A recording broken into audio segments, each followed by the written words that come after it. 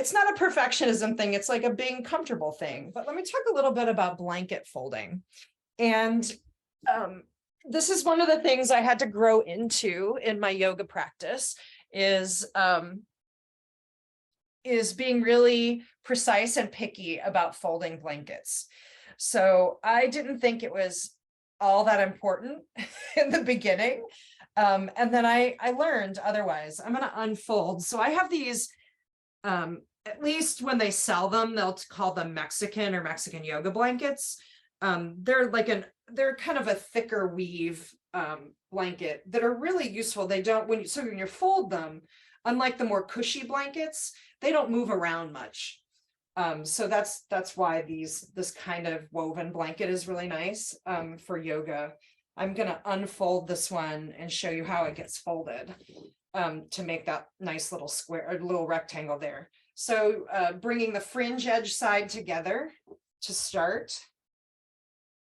And again, being mindful that the blanket is folded precisely, like the corners come together, the edges come together.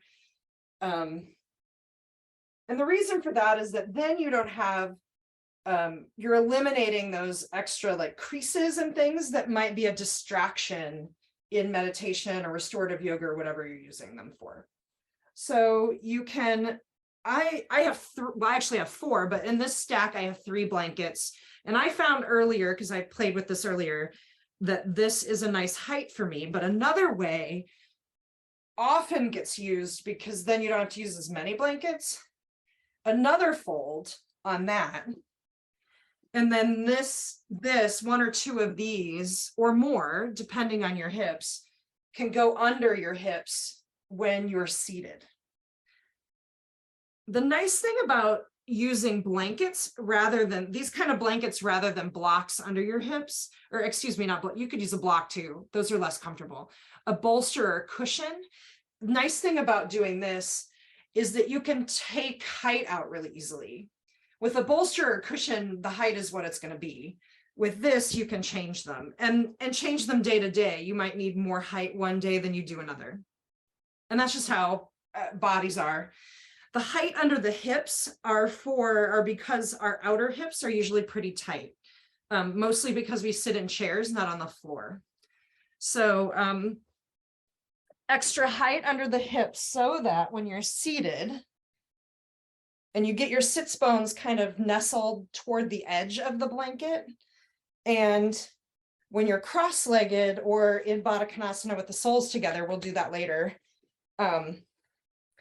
your knees will be about at, I could probably use a little more height today, but your knees will be at roughly the same height as your hip points or lower. Like for some people, my outer hips are really tight. So my knees come up higher, yours may be lower. Depends. And so play with the height of your blankets or whatever. You can use your bolster or cushion today if you know that works for you. But that's the intro lesson to the blanket folding. The other thing to show you is a blanket roll. I'll do that really quickly.